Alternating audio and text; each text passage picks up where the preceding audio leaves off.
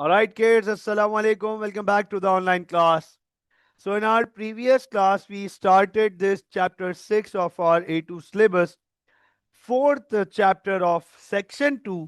हमने people in organization HR के बारे में चौथा चैप्टर स्टार्ट किया हमारे इस सेक्शन का और हमारे सिलेबस का six section human resource management, जिसमें हमने लास्ट क्लास में इस बात पे अंडरस्टैंड किया कि सर ये चैप्टर जो है वो एएस से कैरी फॉरवर्ड होता है।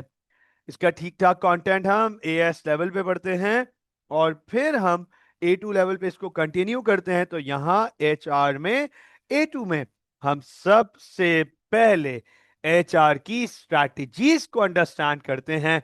दो मेन स्ट्रैटेजीज एचआर की, हार्ड एचआरएम, सॉफ्ट एचआरएम, हमने लास्ट क्लास में बहुत डिटेल में डिस्कशन किया। फ्लेक्सिबल वर्कफोर्स को अंडरस्टैंड किया। फ्लेक्सिबल वर्कफोर्स से रिगार्डिंग हमने temporary workers, part time contracts, flexi time contracts, job sharing, home working, shift working, हमने ये सब चीजें लास्ट क्लास में अंडरस्टैंड की। आज एचआर के चैप्टर को कंटिन्यू करेंगे, इसका सेकंड फेज स्टार्ट करेंगे। Very important part, very very important part, हम एएस में बाकायदा ये पढ़ते हैं। एएस लेवल में एचआर के रोल्स, एचआर के फंक्शंस, एचआर की रिस्पॉन्सिबिलिटीज में हम ये पढ़ते हैं बाकायदा that HR department is responsible to calculate, you to identify, to monitor, to look after the performance, labor performance of the labor of the business। कि एचआर डिपार्टमेंट के जिम्मेदारियों में एक जिम्मेदारी ये है कि वो लेबर की परफॉर्मेंस को मॉनिटर करे। सवाल ये आ जाता है, वेरी वेरी इंपॉर्टेंट क्वेश्चन, कि sir how how can H R, ये वी का मतलब है H R department, monitor labour performance. Sir labour की परफॉर्मेंस को मॉनिटर कैसे करते हैं, कैसे आइडेंटिफाई करते हैं कि एक लेबर अच्छा परफॉर्म कर रहा है या एक लेबर अच्छा परफॉर्म नहीं कर रहा। How to identify, how to monitor labour performance. Sir इसके तीन बड़े तरीके हैं, तीन, बहुत सारे तरीके होंगे, बहुत सारे तरीके हैं, तीन तरीके जो हमारे A2 के सिलेबस का पार्ट हैं। सबसे पहले थ्रू लेबर प्रोडक्टिविटी, नाम से ही पता चल रहा है, productivity of labour, productivity of labour. तो यहां पे एक चीज क्लियर करूंगा कि प्रोडक्शन और प्रोडक्टिविटी में फर्क है। प्रोडक्शन और प्रोडक्टिविटी में फर्क है। Production refers to total, productivity refers to one. मैं एक वर्कर कितने आउटपुट बना रहा हूं, कितना यूनिट बना रहा हूं, एक अकेला वर्कर, वो प्रोडक्टिविटी कहलाएगा। और सारे वर्कर्स मिलके कितना बना रहे हैं, वो प्रोडक्शन कहलाएगा। तो सर थ्रू लेबर प्रोडक्टिविटी, इसकी डिस्क्रिप्शन लिख रहा हूं आपको। It refers to the number of units, output, units मतलब output, it refers to the number of units produced by one, produced by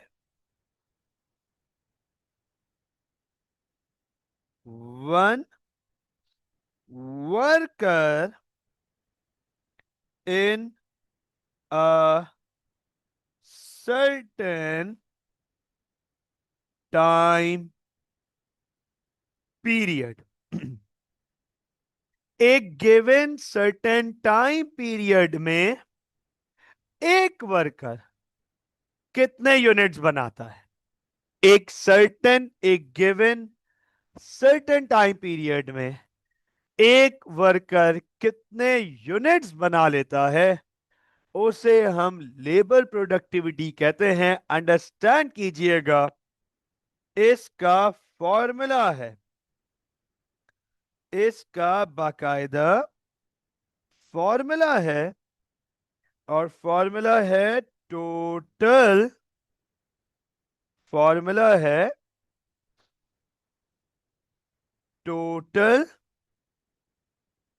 number of units. एक certain time बोल दो, daily, hourly, weekly, monthly. Month में इतने units, week में इतने units, our में इतने यूनिट्स, हर घंटे के हिसाब से, हर दिन के हिसाब से, हर हफ्ते के हिसाब से, हर महीने के हिसाब से। इतने टोटल नंबर ऑफ यूनिट्स हैं, total number of units produce divided by total number of employees.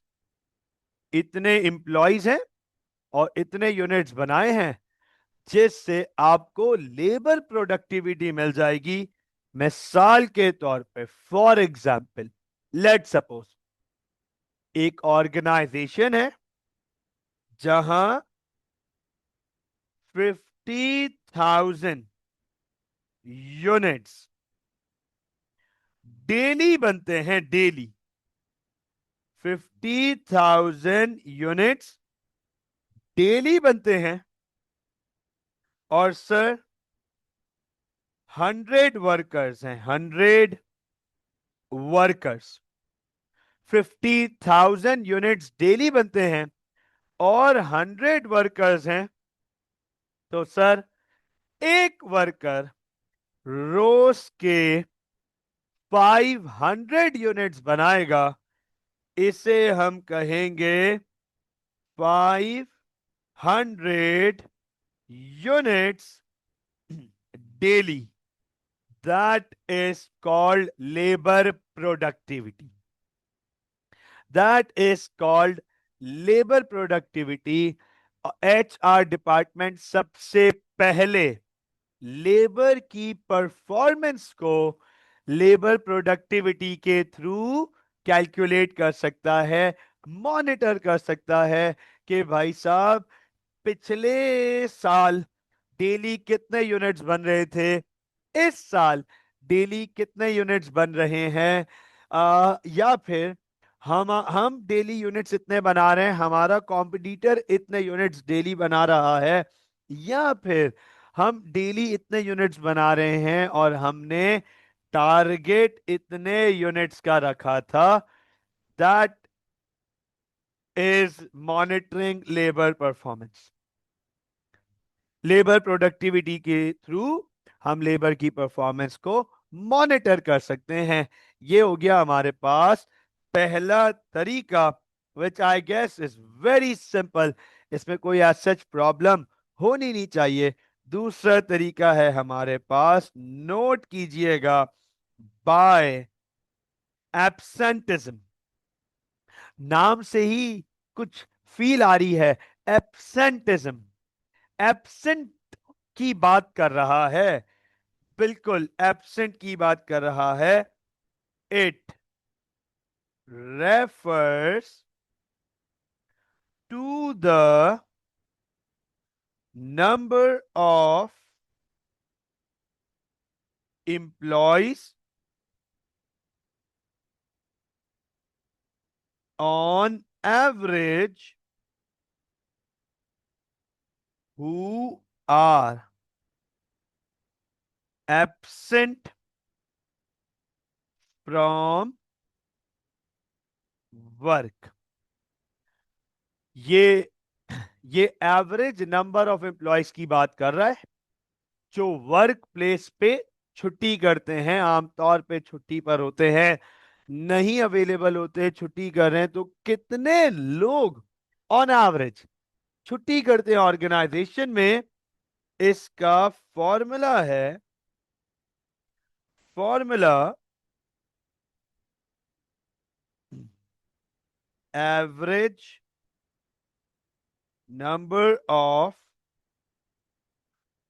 Workers absent divided by total number of employees बोलो या वर्कर बोलो, बात एक ही है, बात एक ही है, इनटू 100। ये परसेंटेज में आता है आंसर, ये परसेंटेज में आता है। जैसे फॉर एग्जाम्पल, मिसाल के तौर पे, एक ऑर्गेनाइजेशन में 100 वर्कर्स हैं, 100। एक ऑर्गेनाइजेशन में 100 वर्कर्स हैं, 100 वर्कर्स हैं, लेकिन इनकी ऑर्गेनाइजेशन में रोज 8 लोग छुट्टी करते हैं, 8 एब्सेंटीज, 8 एब्सेंटीज, 8 लोग एब्सेंट होते ही होते हैं इनकी ऑर्गेनाइजेशन में। तो सर ये आंसर निकलेगा 8%। 8% वर्कर्स आर एब्सेंट डेली। अच्छा, ये वही 8 वर्कर नहीं है जो रोज छुट्टी कर रहे हैं। ऐसा नहीं है कि 8 ही वर्कर्स हैं जो रोज छुट्टी कर रहे हैं। अलग अलग वर्कर्स अलग अलग दिन अलग अलग हिसाब से छुट्टी कर रहे हैं, लेकिन ऑन एवरेज 100 में से 8 लोग छुट्टी करते हैं, नहीं अवेलेबल होते।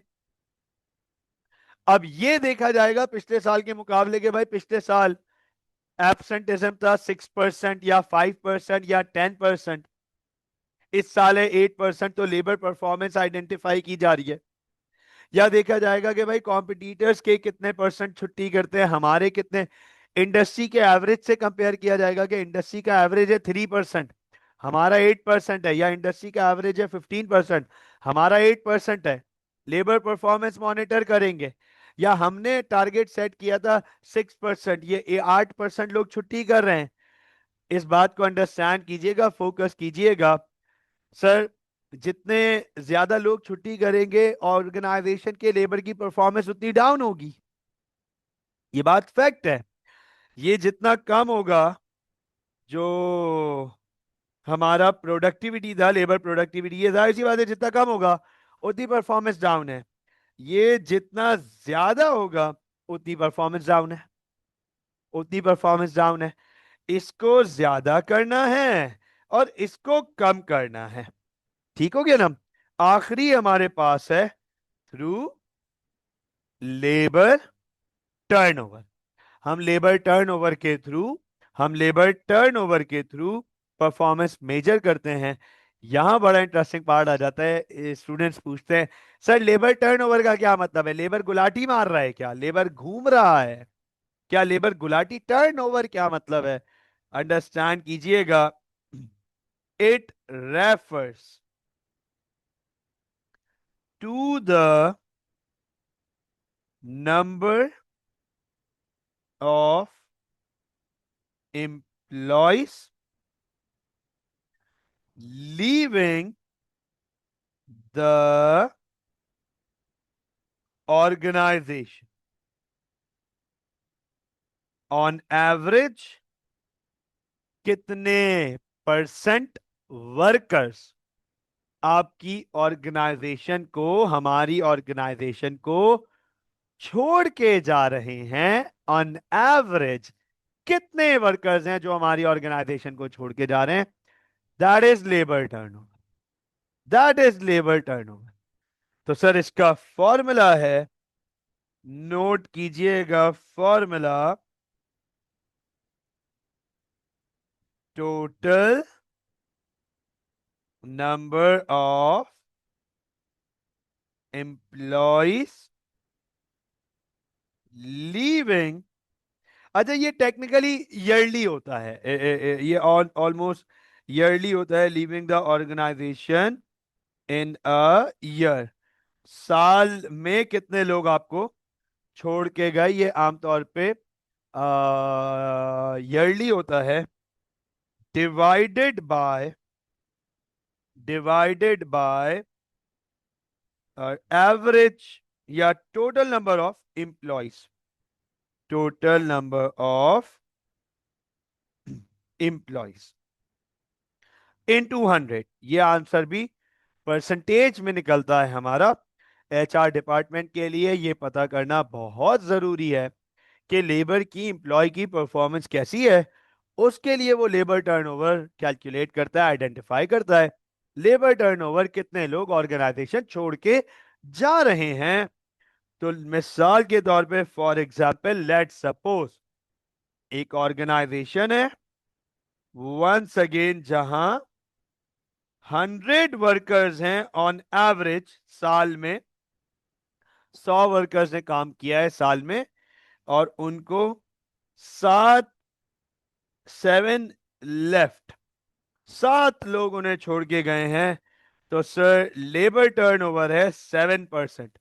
And we all know labour turnover ज्यादा होगा, इसका मतलब है ज्यादा लोग छोड़ के जा रहे हैं, तो इसका मतलब है कि लेबर परफॉर्मेंस डाउन है। The greater this value is the lower will be the labour performance, labour की परफॉर्मेंस ठीक नहीं है। तो अंडरस्टैंड कीजिएगा these are three methods, three ways of monitoring measuring labour performance. Very important part sir, labour performance monitor करने से होता क्या है? लेबर परफॉर्मेंस मॉनिटर करने से आपको यह पता चल जाता है कि लेबर की परफॉर्मेंस अच्छी है या बुरी है। अच्छी होना तो कोई कंसर्निंग पार्ट नहीं है भाई, हर ऑर्गेनाइजेशन, मैं हमेशा मैं यही चाहूंगा कि मेरे लेबर की परफॉर्मेंस अच्छी हो, मतलब लेबर प्रोडक्टिविटी बढ़े, एब्सेंटिज्म कम हो, लेबर टर्नओवर कम हो, मैं तो यही चाहूंगा। कंसर्न क्या होता है जब लेबर परफॉर्मेंस बुरी होना शुरू हो जाती है, खराब होती है, तो सवाल यह आ जाता है कि सर वो कौन सी चीजें हैं जिसकी वजह से एक लेबर की परफॉर्मेंस बुरी हो जाती है। What are the causes, reasons reasons identify करना बहुत जरूरी है। Very important for HR department to identify why performance is down, क्यों परफॉर्मेंस नहीं आ रही, ये पता करना बहुत जरूरी है एचआर के लिए। ये मैं आपको बताऊं, एचआर के लिए ये बात पता करना बहुत बहुत जरूरी है यार, क्यों परफॉर्मेंस सही आ रही है हमारे एम्प्लॉयज की, क्या प्रॉब्लम्स आ रही हैं। तो अंडरस्टैंड कीजिएगा these are few, very few but very common reasons of poor performance by employees. Number one, poorly designed jobs. This is so true. This is so true. Poorly designed jobs. Sir job सही design नहीं हुई हुई, poorly design jobs, jobs सही design नहीं हुई हुई। जिस worker से जो काम करवाना है वो काम नहीं करवा रहे आप उससे कुछ और करवा रहे हो, या जो काम करवा रहे हो वो सही तरीका नहीं है काम करवाने का। पुअरली डिजाइन जॉब, जॉब का स्ट्रक्चर बेकार है, क्लस्टर हुआ हुआ है। दो एक ही डिपार्टमेंट में 3 वर्कर से आप एक ही जैसा मिलता जुलता काम करा रहे हो, एंड वैरायटी भी अलग अलग करा रहे हो, तो इसमें वर्कर्स के बीच कंफ्यूजन रहेगी कि ये काम मेरे डोमेन में या उसके डोमेन में है। पुअरली डिजाइन जॉब्स, जॉब सही से प्लान नहीं की हुई, leadership and management style, this is so true. Sometimes labor performance go down because of the leadership and management style. They don't like the leadership style, or they don't like the management style. They are not into that management style. जैसे मिसाल के तौर पे, for example, अगर workforce theory Y nature की है, theory Y nature की, मतलब the workforce is want to be independent, they love their work, they actually are into the work, they really like their work, they want freedom to express and have liberty to decide, ठीक है ना, they are into the work. और उस पर अगर आप autocratic leadership style apply कर दोगे तो वहां पे प्रॉब्लम्स आएंगे, लेबर परफॉर्मेंस डाउन हो जाएगी, employees don't want to listen to the orders, employees actually don't want orders, but वो उनको अपने काम पसंद है और अच्छे से करना आता है, they are skilled, they are highly talented for those work, for that work, और वो भी है, इनर मोटिवेशन भी है।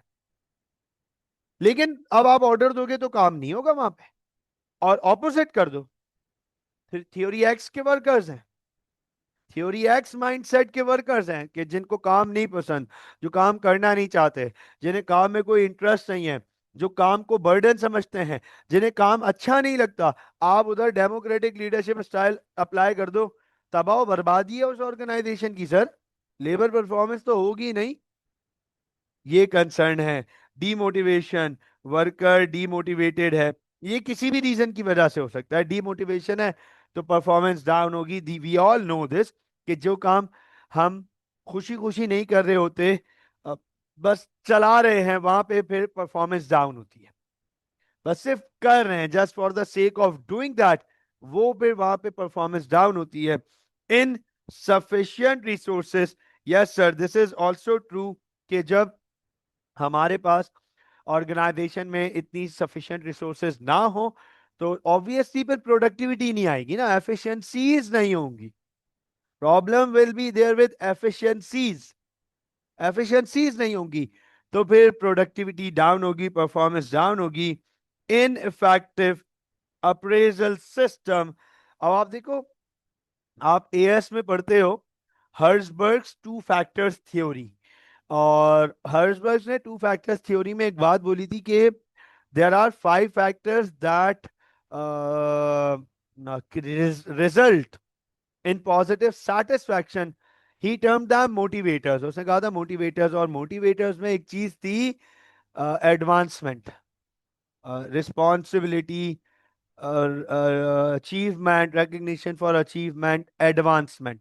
तो सर एडवांसमेंट तब होगा ना जब अप्रेजल होगा, अप्रेजल क्या होता है, cross checking the performance of the employee, तो अगर वो अप्रेजल सिस्टम सही नहीं हुआ, वर्कर यही बोलेगा काम अच्छा करो या बुरा करो, यहाँ पे तो उसका रिवॉर्ड ही नहीं है, तो फिर उसकी परफॉर्मेंस डाउन होगी। So these are some prominent causes, reasons of poor employee performance, जहां एम्प्लॉय की परफॉर्मेंस बड़ी खराब है, ये कॉमन रीजंस हैं। तो सवाल ये आ जाता है कि सर इससे होगा क्या, consequences, what are the consequences of having poor employee performance, अगर एम्प्लॉय की परफॉर्मेंस, हमारे एम्प्लॉयज की परफॉर्मेंस अगर अच्छी नहीं है तो क्या हो जाएगा सर, क्या होगा, ये अंडरस्टैंड कर लें, higher wastages and defects, sir wastage बहुत ज्यादा होगा, मटेरियल का यूटिलाइजेशन सही नहीं होगा क्योंकि वर्कर मोटिवेटेड नहीं है ना, मटेरियल यूटिलाइजेशन सही नहीं होगा, टाइम यूटिलाइजेशन सही नहीं होगा, वर्कर वेस्ट करेगा टाइम को भी और मटेरियल को भी, जिससे होगा क्या, आपकी एवरेज कॉस्ट बढ़ जाएगी। अच्छा, एक तो आपकी एवरेज कॉस्ट बढ़ रही है क्योंकि पहले जितना आउटपुट बना रहे थे इस गिवन मटेरियल में, अब वेस्टेज की वजह से उतना आउटपुट नहीं बन रहा, या फिर उतना आउटपुट बनाने के लिए अब मटेरियल ज्यादा आएगा क्योंकि मटेरियल जाया ज्यादा हो रहा है, तो मटेरियल आएगा भी ज्यादा, ये कंसर्निंग पॉइंट है।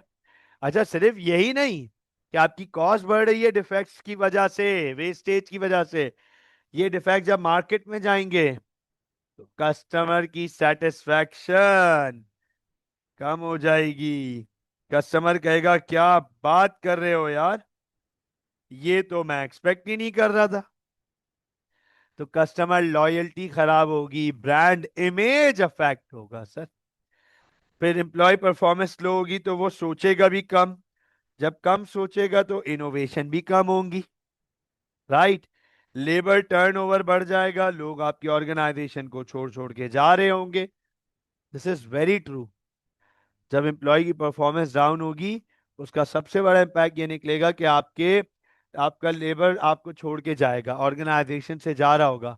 अच्छा, अंडरस्टैंड करना, ऑर्गेनाइजेशन से छोड़ के जाना जरूरी नहीं है कि it is always a concerning thing या it is always a problematic part. जरूरी नहीं है कि labour turnover every time will result in problem, नहीं सर।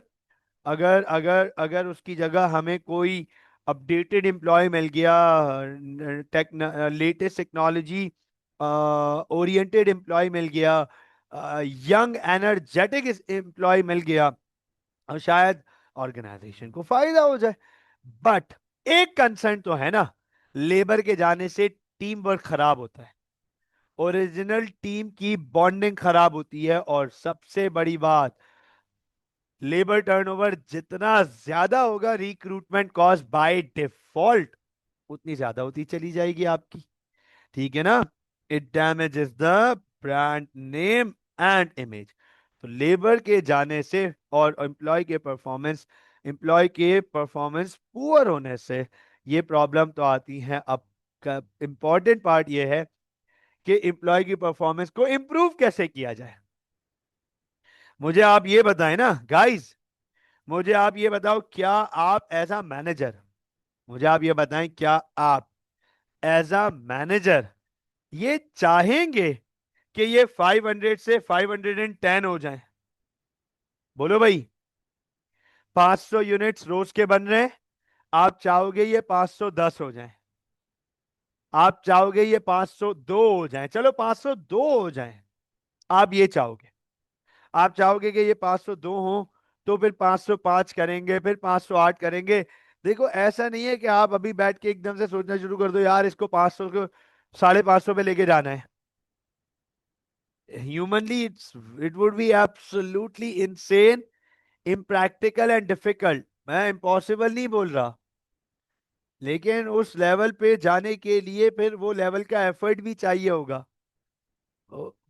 स्लो एंड स्टेडी, 500 से 502 पर आए, 502 से 504 पर आए, 504 से 510 पर आए, आहिस्ता आहिस्ता 550 पे पहुंचेंगे। तो मैं और आप चाहेंगे एज अ मैनेजर के हमारे एम्प्लॉयज की लेबर प्रोडक्टिविटी बढ़े। मैं और आप चाहेंगे कि हमारे एब्सेंटिज्म कम हो।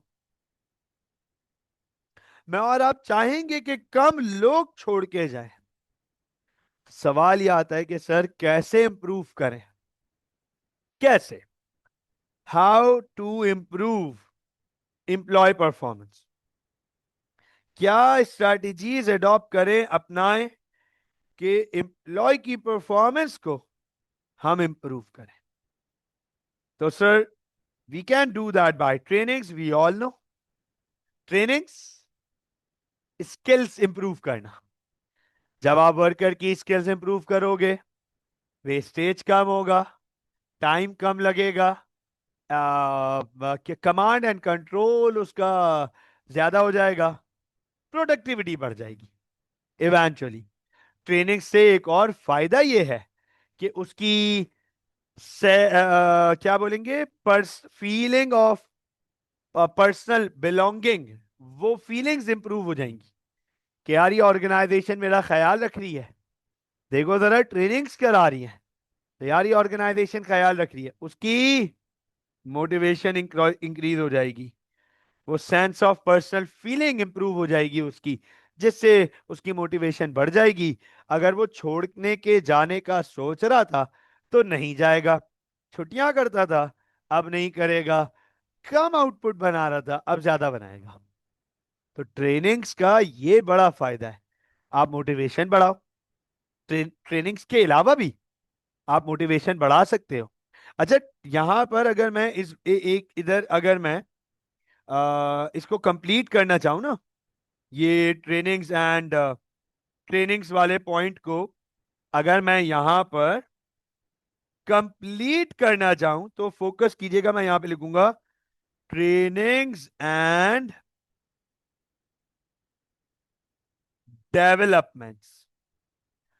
ट्रेनिंग्स एंड डेवलपमेंट्स, तो गाइस डेवलपमेंट होती है, ये हम एएस लेवल पे पढ़ते हैं कि ट्रेनिंग स्किल्स रिलेटेड होती है, डेवलपमेंट पर्सनालिटी रिलेटेड होती है। तो आप पर्सनालिटी को भी तो इंप्रूव करोगे, पर्सनालिटी को इंप्रूव करो, स्किल्स को इंप्रूव करो, वर्कर की मोटिवेशन बढ़ेगी, 100% बढ़ेगी, 100% बढ़ेगी। मुझे बड़ा फील होता है sometimes, I do feel, I seriously I do feel कि यार, although I belong to the teaching industry and I have been part of many reputable organizations of Karachi and although part time, कुछ time तक कुछ schools में full time employees था, लेकिन फिर उसके बाद पिछले 5 सालों से 6 सालों से मैं पार्ट टाइम एम्प्लॉय हूँ और कराची की ठीक ठाक ऑर्गेनाइजेशन में, रेप्यूटेबल ऑर्गेनाइजेशन में काम किया हुआ है और काम कर रहा हूँ। एक चीज की फीलिंग आती है that there is no such concept of worker development at least in teaching industry. और फिर जब मैं अपने कॉरपोरेट वर्ल्ड के कुलीग्स, जो मेरे फ्रेंड्स हैं, मेरे रिलेटिव्स हैं, मेरे कजन्स हैं, जो कॉरपोरेट वर्ल्ड में हैं, कॉरपोरेशंस में मौजूद हैं, जब मैं उनसे डिस्कशन करता हूं, उनके साथ कभी बैठता हूं, तो मुझे ये फील होता है, sometimes I do feel this के यार, वर्कर डेवलपमेंट जरूर होनी चाहिए। It brings a lot of energy in the worker, a lot of positivity in the worker regarding the organization. It improves the connection between the worker and organization. बहुत बड़ी, मेरा मेरा एक फ्रेंड है, I I I I still remember the words. मैं आपको example दूंगा, बहुत जबरदस्त लाजमी एग्जाम्पल दूंगा। मेरा एक फ्रेंड है जैन, हम क्रिकेट साथ खेलते रहे हैं और खेलते भी हैं अभी भी। तो he work he works in a bank, bank में जॉब करता है। तो बहुत पहले से, बहुत अर्ली एज से, मतलब टेक्निकली जब मैंने जैसे टीचिंग स्टार्ट की थी ना, तो वो भी बैंकिंग में बहुत अर्ली और बहुत रॉ लेवल पे एंट्री ली थी। क्या बोलते हैं वो, T MTO, management trainee officers, MTO से जॉब। एमटीओ क्या होता है? टेक्निकली इंटर्न ही होता है। Management trainee officer MTO technically intern ही होता है। तो अपने बैचलर्स के बाद उसने एमटीओ की इंटर्नशिप ऑफर एक्सेप्ट की और वो बैंक में ही जॉब करता रहा। एक टाइम ऐसा था, अंडरस्टैंड कीजिएगा इस बात को, कि मैं उसके चेहरे पे एग्जॉशन देखता था। I use to see the exhaustion on the face, और हम क्रिकेट भी साथ खेल रहे होते तो लगा हुआ होता था, लगता था कि यार ये थका हुआ है, बहुत ड्राई है, बहुत थक गया है। तो एक दफा आउट ऑफ क्यूरियोसिटी मैंने उससे पूछ लिया, मैंने कहा यार ये बता, भाई तू बैंक में कब तक रहेगा और क्या करेगा? छोड़ इसको, किसी और ऑर्गेनाइजेशन को पकड़, किसी और अपने अपने आप को स्कोप इम्प्रूव करो। तो उसने बोला यार, बैंक में कुछ भी है, कैसा भी है, अभी फिलहाल मेरी डेवलपमेंट, मतलब मेरी ग्रोथ रुकी हुई है फिलहाल। आएगी ग्रोथ, आएगी इंशाल्लाह, वन डे आएगी, डेफिनेटली आएगी। लेकिन हमार एक बात बड़ी जबरदस्त है, खुद बताने लगा। अच्छा, ये उसके उसके कहने के बाद मैंने ये चीज फील करना स्टार्ट की। कहने लगा यार, हमारी है ना, ये हर हफ्ते ट्रेनिंग करा देते हैं, हर हफ्ते मोटिवेशनल सेशन करा देते हैं। कभी मोविन पिक में सेमिनार है, कभी रामाडा पे सेमिनार है, कभी हॉक्स बे पे हट बुक करा के मोटिवेशनल पब्लिक स्पीकिंग सेशन करवा देंगे हमारा, कभी सॉफ्टवेयर से रिलेटेड कोई स्किल इम्प्रोवाइजेशन करवा देंगे हमारी। तो यार अमार, ये है ना, बहुत सारी चीजें मैं वो सीख रहा हूँ जो दुनिया बाहर सीखती है, ये हमें सिखा रहे हैं, मैं सीखा हुआ नहीं हूं ये। तो मुझे यहाँ पर अपनी पर्सनालिटी को इम्प्रूव करने का, कह रहे मुझे यार, बहुत बहुत ज्यादा बात करने, जो तरीका होता था क्लाइंट से डील करने का, वो नहीं आता था। क्या बात करनी है, पिच किस तरह करना है, यार ये बैंक सिखा रहा है। तो मेरी पर्सनालिटी इंप्रूव, आप जस्ट इमेजिन, ना होने के बराबर सैलरी थी। मैं शायद एक ट्यूशन से वो पैसे उठा रहा था, ऑनेस्टली। तो अंडरस्टैंड करो कैसे उसने पैसे का फैक्टर एक तरफ कर दिया। लॉयल्टी, आज तक वो उस बैंक में है, and now he is very near to the branch manager, very near. I think he is the branch manager, और very near to the branch manager शायद बन जाएगा वेरी नेक्स्ट। तो अब अंडरस्टैंड करो, और ब्रांच मैनेजर के बाद एग्जीक्यूटिव लेवल ओपन हो जाएंगे सारे उसके। तो आप देखें सर, डेवलपमेंट, एक एमटीओ को ले आए ना, उठा के बना दिया उन्होंने ब्रांच मैनेजर के करीब वाले पोजीशन पे लेकर आ गए। डेवलपमेंट, आज जब उसके साथ बैठता हूँ, कभी बैठा हुआ होता हूँ, बातचीत होती है, तो बैठने के स्टाइल से, बॉडी लैंग्वेज से, जेस्चर से, फेस एक्सप्रेशन से लगता है कि यार he has been developed, he has been developed. Training तो जॉब की है, डेवलपमेंट पर्सनालिटी की। और उसकी देखो, लेबर टर्नओवर कम हो गया। अब अगर वो ऑर्गेनाइजेशंस, ये बैंक्स और ऑर्गेनाइजेशन, अगर ये ट्रेनिंग एंड डेवलपमेंट ना दें, तो फिर वर्कर की लेबर परफॉर्मेंस, एम्प्लॉय की परफॉर्मेंस डाउन होगी, that is for sure. Sir फिर आ जाता है हमारे पास quality circles. What do we mean by quality circles? Simple, simplified बता देता हूँ। बाहर से बजाय किसी क्वालिटी की टीम को सौंपा जाए जिम्मेदारी के, क्वालिटी संभालो, क्वालिटी देखो, अपने ही ऑर्गेनाइजेशन के वर्कर्स को क्वालिटी में ट्रेन कर दो, क्वालिटी के इश्यूज में ट्रेन कर दो, और उनकी जिम्मेदारी बना दो कि भाई तुम 15-20 लोग मिलके पूरी ऑर्गेनाइजेशन की क्वालिटी को संभालोगे। हम क्यों बाहर से लेकर आए जब तुम लोग मौजूद हो? And it once again, it वो वाली बात ना, हर्ष वर्ष वाली बात, responsibility, added responsibility, increase in motivation. और दूसरा, क्वालिटी सर्कल की जिम्मेदारी देने से पहले इनको आप क्वालिटी में ट्रेन करोगे, तो वही वाली बात आ गई, ट्रेनिंग एंड डेवलपमेंट से भी मोटिवेशन बढ़ी है। It will all result in increase in employee performance. Financial incentives, इस पे मैं ज्यादा बात नहीं करूंगा, बहुत सिंपल है। Regular appraisal of performance, this is very much needed, this is very much needed, बहुत जरूरी है, बहुत जरूरी। रेगुलर अप्रेजल ऑफ परफॉर्मेंस, ये बात भी हर्षबर्ग ने कही थी कि कोई सुपरविजन नहीं होगी तो डीमोटिवेशन होगी, कोई चेक ही नहीं कर रहा। तो रेगुलर अप्रेजल रखो परफॉर्मेंस का भाई, क्रॉस चेक रखो परफॉर्मेंस पे, ताकि ये आइडेंटिफाई कर सको कि किसने बुरी परफॉर्मेंस दी, किसने अच्छी परफॉर्मेंस दी। तो जो अच्छा परफॉर्मर है उसके लिए मोटिवेशन है कि वो और हमेशा अच्छा ही रहे, क्योंकि उससे अच्छा कहा जा रहा है। मैं आपको ये बात फैक्चुअल बता रहा हूँ, एक पर्सनल एक्सपीरियंस से। एक दफा लाइफ में ऐसा एक स्कूल में एक्सपीरियंस हुआ था कि यार वहां पे फील ये हुआ कि आप अच्छा पढ़ाओ ना पढ़ाओ, आपके रिजल्ट्स कुछ भी आए, या आप डेली आते हो नहीं आते, एब्सेंटिज्म कुछ भी है, क्लास कमांड बिहेवियर आपका कैसा भी है, वहां कोई फर्क ही नहीं पड़ता, और कोई पूछ ही नहीं रहा, और कोई क्रॉस चेक ही नहीं कर रहा। I only work there for 3 months, मैं वहां सिर्फ 3 महीने काम किया। आफ्टर 3 मंथ्स आई लेफ्ट, मैंने कहा नहीं भाई यहाँ काम नहीं हो सकता। अप्रेजल ही नहीं है ना, चेक, क्रॉस चेकिंग नहीं है, वही सुपरविजन वाली बात। टीम वर्किंग, आप ये एल्टन मायो का आ गया।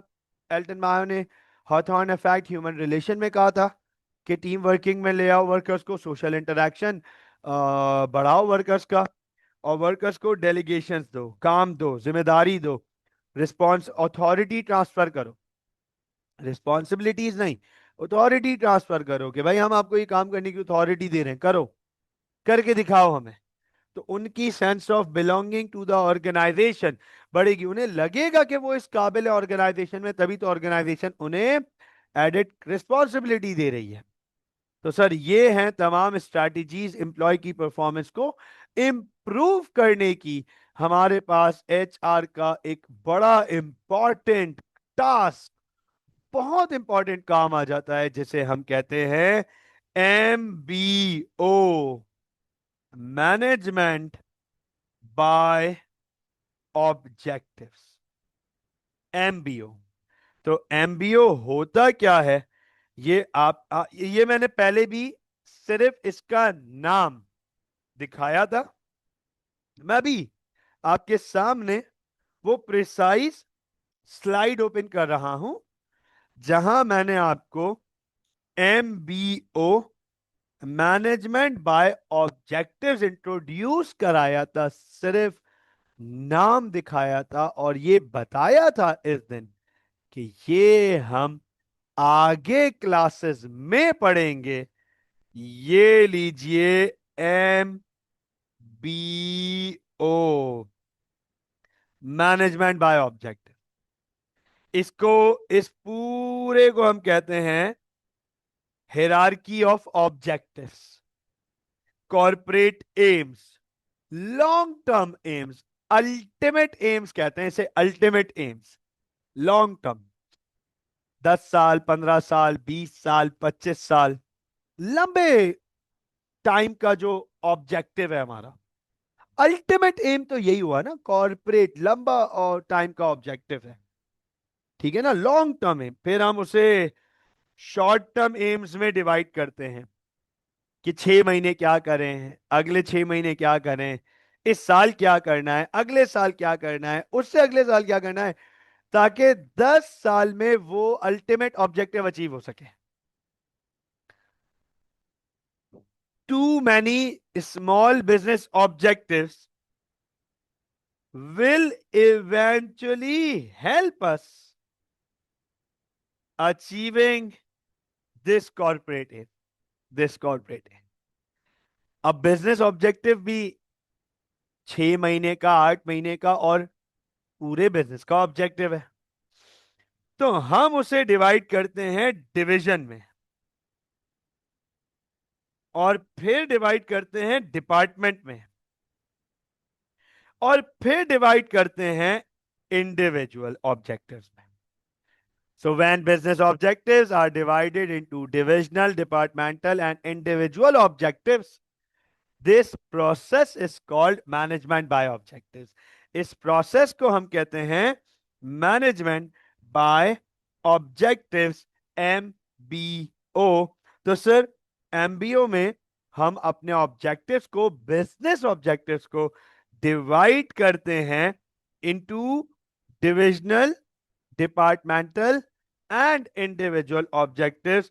फोकस कीजिएगा, गौर से देखिएगा। This is a strategy, note कीजिएगा, this is a strategy in which the overall aims of the business are divided into divisional, departmental and individual basis। जैसे मिसाल के तौर पे, फॉर एग्जाम्पल, अंडरस्टैंड कीजिएगा भाई, लेट सपोज किसी ऑर्गेनाइजेशन का ultimate aim, ultimate aim, corporate aim जो है वो है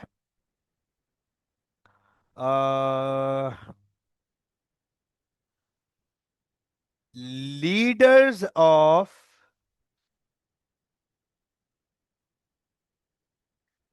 इनोवेशन इन नेक्स्ट 15 years। ये कॉर्पोरेट एम है कि पूरी दुनिया की इनोवेशंस के हम लीडर होंगे, किसी किस्म की इनोवेशन, उसके हम लीडर होंगे। कॉर्पोरेट एम, अल्टीमेट ऑब्जेक्टिव, 15 साल का, क्या आने वाले 15 साल में 2040 तक, by the end of 2040 we should be the leaders of innovations. जबरदस्त। अब इस कॉर्पोरेट एम को बहुत सारे डिफरेंट बिजनेस ऑब्जेक्टिव्स में डिवाइड किया जाएगा, जो कलेक्टिवली जैसे जैसे अचीव करते जाओगे, पहला ऑब्जेक्टिव अचीव किया, दूसरा अचीव किया, तीसरा अचीव किया, चौथा अचीव किया, पांचवा अचीव किया, छठा ऑब्जेक्टिव अचीव किया, जैसे जैसे ये ऑब्जेक्टिव अचीव होते जाएंगे आप इसके करीब आते जाओगे। आप इसके करीब आते जाओगे, क्योंकि इतने 15 साल के इतने बड़े विजन में डायरेक्शन बहुत क्लियर चाहिए। वो डायरेक्शन आपको देगा बिजनेस ऑब्जेक्टिव्स, कि करना क्या है एक्चुअली, वो अचीव कैसे करना है। लेकिन बिजनेस ऑब्जेक्टिव भी टेक्निकली देखा जाए तो भाई 6 महीने, 8 महीने, 10 महीने, 1 साल का है। वो भी लॉन्ग टर्म हो गया, थोड़ा सा शॉर्ट शॉर्ट टाइम के लिए तो वो लॉन्ग टर्म हो गया ना। 15 साल के मुकाबले 1 साल बहुत छोटा है, लेकिन टेक्निकली 1 साल तो बहुत लंबा टाइम है ना। आज क्या करें, इस हफ्ते क्या करें, इस महीने क्या करें, तो सर 12 महीने मिलाकर 1 साल होगा। तो फिर ऑर्गेनाइजेशन अपने बिजनेस ऑब्जेक्टिव्स को डिवाइड करती हैं डिविजनल ऑब्जेक्टिव्स में। अच्छा, हर ऑर्गेनाइजेशन में डिविजन्स नहीं होते। डिविजन्स आमतौर पे ना रीजन वाइज देखे जा सकते हैं। आमतौर पे डिविजन्स को हम रीजनल ऑब्जेक्टिव्स दे सकते हैं। रीजनल जैसे मिसाल के तौर पे एशियन मार्केट, एशियन, हाँ हमारी एक डिवीजन हो गया एशिया का। अफ्रीका का एक डिवीजन हो गया, राइट। अमेरिका का एक डिवीजन हो गया, यूरोप का एक डिवीजन हो गया, ऑस्ट्रेलिया का एक डिवीजन हो गया। तो we can identify different divisions as we all know. अब तक तो ये बात बहुत अच्छे से समझ आ चुकी होगी कि पूरी दुनिया एक वक्त में एक जैसी नहीं होती। हर कंट्री एक टाइम में एक जैसी नहीं है। डिफरेंसेस हैं सर, वेरिएशंस हैं। तो ऑब्जेक्टिव्स हर ऑर्गेनाइजेशन के अलग अलग होंगे, अलग अलग डिवीजन के हिसाब से। एशियन मार्केट के जो ऑब्जेक्टिव्स होंगे वो अमेरिकन मार्केट के नहीं होंगे फॉर श्योर। आपको एशियन मार्केट से जो बेस्ट निकालना है वो आप एशियन डिवीजन को दे दोगे, राइट। तो डिविजनल ऑब्जेक्टिव्स आमतौर पे एरिया वाइज आ जाते हैं। फिर एशिया की मार्केट में आपके डिवीजन में उनके डिपार्टमेंट्स होंगे। एशियन डिवीजन के भी तो अपने डिपार्टमेंट्स होंगे ना। अमेरिकन डिवीजन के अपने डिपार्टमेंट्स होंगे, राइट। अफ्रीकन डिवीजन के अपने डिपार्टमेंट होंगे। कौन कौन से? HR department, marketing department, finance department, research and development department, operations department. बहुत सारे डिपार्टमेंट्स हैं सर। उन डिपार्टमेंट को उनके ऑब्जेक्टिव्स दिए जाएं। फाइनेंस ने ये ऑब्जेक्टिव अचीव करना है, मार्केटिंग ने ये ऑब्जेक्टिव अचीव करना है, इस हफ्ते ये अचीव करना है, इस साल ये, इस महीने ये अचीव करना है, इस साल ये अचीव करना है। उन्हें क्लियर ऑब्जेक्टिव दिए गए। अब डिपार्टमेंट के अंदर मौजूद इंडिविजुअल्स को ऑब्जेक्टिव्स दिए जाएंगे। इंडिविजुअल ऑब्जेक्टिव्स कि एचआर डिपार्टमेंट में मौजूद एम्प्लॉयज ये करेंगे, मार्केटिंग डिपार्टमेंट में मौजूद एम्प्लॉयज ये करेंगे, टीम 1 ये करेगी, टीम 2 ये करेगी, टीम 1 में मिस्टर ए ये करेंगे, मिस्टर बी ये करेंगे, मिस सी ये करेंगी। सबके ऑब्जेक्टिव उन्हें बताए जाएंगे। This is called management by objectives. यहां आपको मैं एक प्रैक्टिकल वर्ड बता दूं, वर्ड। बाकायदा ऑर्गेनाइजेशन के तमाम एम्प्लॉयज का रोस्टर बनता है, रोस्टर। उस रोस्टर में उनके ऑब्जेक्टिव्स मेंशन्ड होते हैं कि ऑर्गेनाइजेशन आपसे आज क्या चाह रही है, इस हफ्ते क्या चाह रही है, इस महीने क्या चाह रही है, इस क्वार्टर क्या चाह रही है, और इस साल क्या चाह रही है। मल्टानेशनल्स है ना, बड़ी मल्टानेशनल्स, उनके अपने एम्प्लॉयज के रोस्टर बने हुए होते हैं पूरे पूरे साल के, पूरे पूरे साल के। और बड़े बड़े क्लियर ऑब्जेक्टिव्स होते हैं। उनको एग्जैक्टली पता होता है कि ऑर्गेनाइजेशन हमसे इस साल ये मांग रही है, ये चाह रही है। This is what organisation is asking from us this particular year, this particular month. तो उनके ऑब्जेक्टिव्स कि इतने क्लियरली डिफाइंड होते हैं, उनकी मोटिवेशन बहुत हाई होती है, उनकी मोटिवेशन बहुत हाई होती है। तो सर नोट कीजिएगा, MBO is a management approach. MBO is a management approach where managers and employees work together to set clear, specific, and measurable goals for each employee. Each employee. अगर organisation में 10,000 employees है ना, तो हर एक employ को उसके objectives बहुत clearly पता होंगे कि करना क्या है, ऑर्गेनाइजेशन हमसे क्या चाह रही है। बिल्कुल क्लियर ऑब्जेक्टिव्स होंगे। Performance is then assessed based on how well these goals are achieved। तो देखो, परफॉर्मेंस ऐसे असेस की जाएगी कि कितने अच्छे तरीके से आपने ये गोल्स अचीव किए अपने, वो ऑब्जेक्टिव्स अचीव होए, कितने होए, किस तरीके से होए, कितने इफेक्टिवली होए, नहीं होए तो कितने नहीं होए। अब अप्रेजल करेंगे, तो थोड़ी देर पहले अप्रेजल की बात हुई है कि एचआर की जिम्मेदारी है कि अप्रेजल करे भाई। तो क्या there are few key points regarding management by objectives. They are managers and employees jointly set goals. आमतौर पे ये काम मिलके हो रहा होता है। एम्प्लॉयज भी एक्टिव पार्ट ले रहे होते हैं मैनेजमेंट बाय ऑब्जेक्टिव में, ऑब्जेक्टिव सेट करने में। क्योंकि एम्प्लॉयज ऑब्वियसली उस लेवल के एम्प्लॉयज होते हैं कि जो बड़े पॉजिटिव माइंडसेट के साथ ऑर्गेनाइजेशन में मौजूद होते हैं। अच्छा, एक बात मैं आपको बताऊं, मरियम, साद एंड शायान, ये बात मैं आपको बताऊं, if you if any one of you want to be a part or an employee of a multinational, जिसको मैं टेक्निकली कॉरपोरेट कहता हूं ना, तो corporate is the term use for big and good organisations, अच्छी बड़ी ऑर्गेनाइजेशंस। ये बात मैं आपको बता दूं, ordinary employee will not excel, below par employee will not survive. पहली बात सुन लो, बिलो पार एम्प्लॉय कॉर्पोरेट में सरवाइव नहीं कर पाता।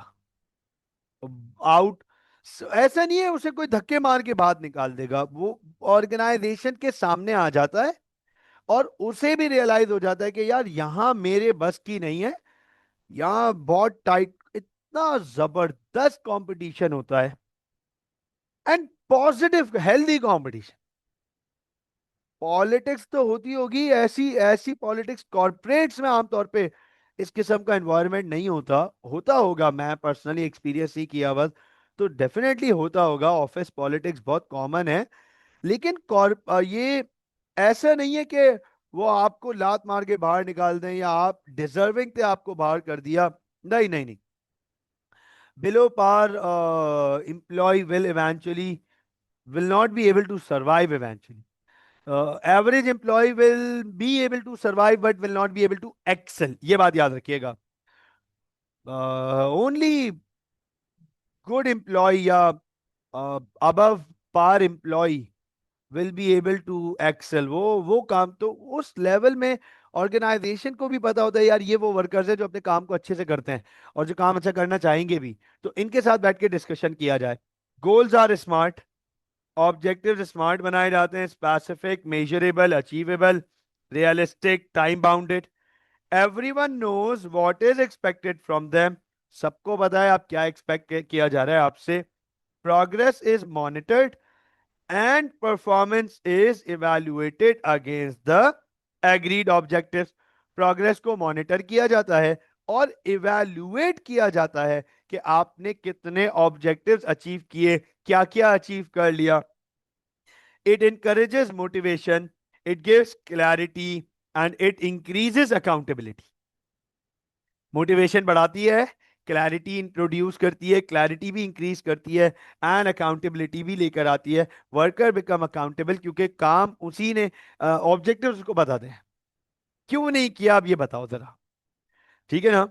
सो in short, MBO aligns individual goals with the organization's overall objectives, helping improve performance and coordination। तो in short होता क्या है, एमबीओ तमाम इंडिविजुअल ऑब्जेक्टिव्स को, देखो तो जरा यहां पे, तमाम इंडिविजुअल ऑब्जेक्टिव्स, जब मेरे अकेले के सारे ऑब्जेक्टिव्स अचीव होंगे, समझना इस बात को, तो मेरा रोस्टर डन हुआ।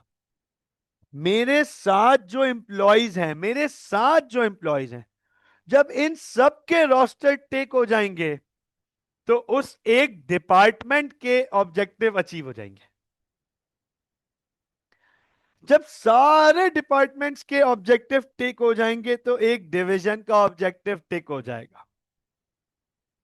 जब American division, Asian division, African division, सारे डिविजन्स के रोस्टर टिक हो जाएंगे, तो उस साल का ऑब्जेक्टिव अचीव हो जाएगा, या उस टाइम का ऑब्जेक्टिव अचीव हो जाएगा।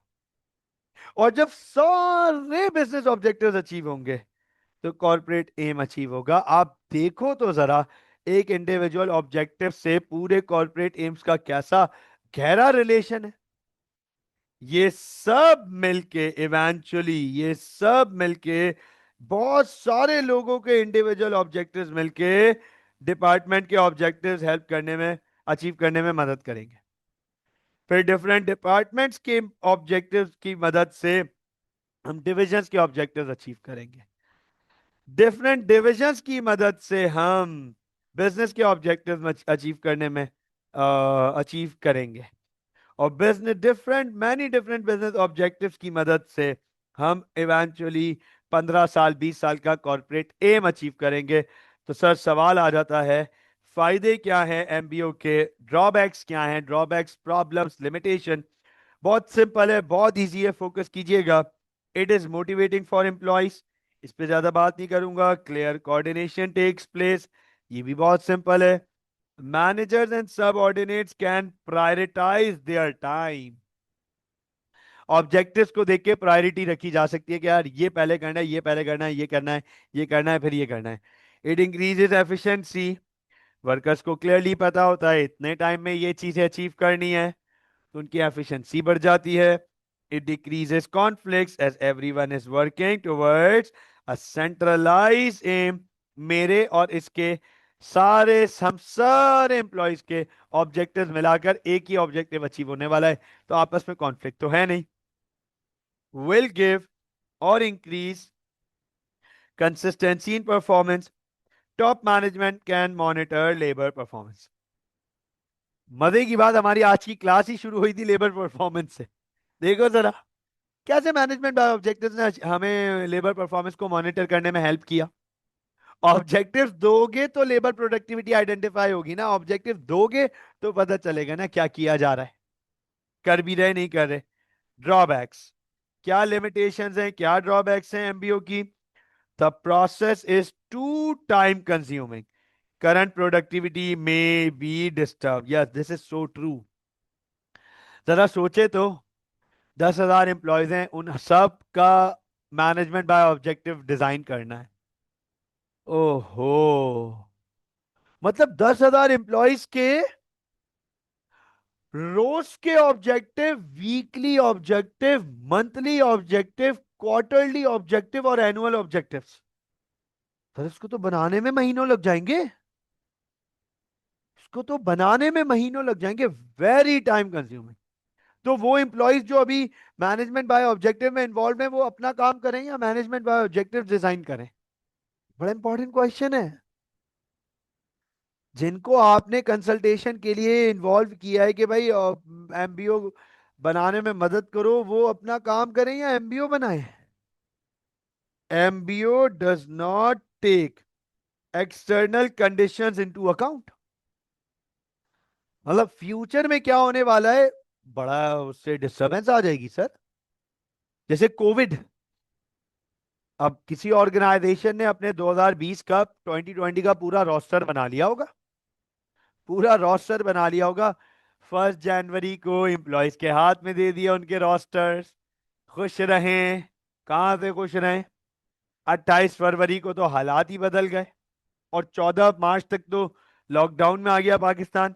अब तो वो मैनेजमेंट बाय ऑब्जेक्टिव्स, अब वो एमबीओ तो इनफेक्टिव हो गए, वो तो आउट ऑफ यूज हो गए।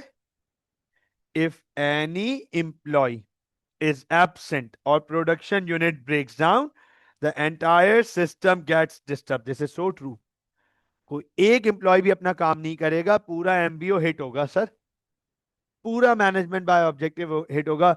एक दो तीन लोगों ने काम नहीं किया तो इस डिपार्टमेंट की वर्किंग पूरी नहीं हुई, उस डिपार्टमेंट की वर्किंग पूरी ना होने से डिवीजन की वर्किंग पूरी नहीं होगी, डिवीजन की वर्किंग पूरी ना होने से बिजनेस की वर्किंग पूरी नहीं होगी sir. And not all MBOs result in success. हाँ, ये एक लिमिटेशन है कि एमबीओ आपको सक्सेस गारंटी नहीं करता कि मैनेजमेंट बाय ऑब्जेक्टिव से आपको सक्सेस मिलेगी मिलेगी। This is no guarantee. मुझे बताएं, is this clear? Yes please.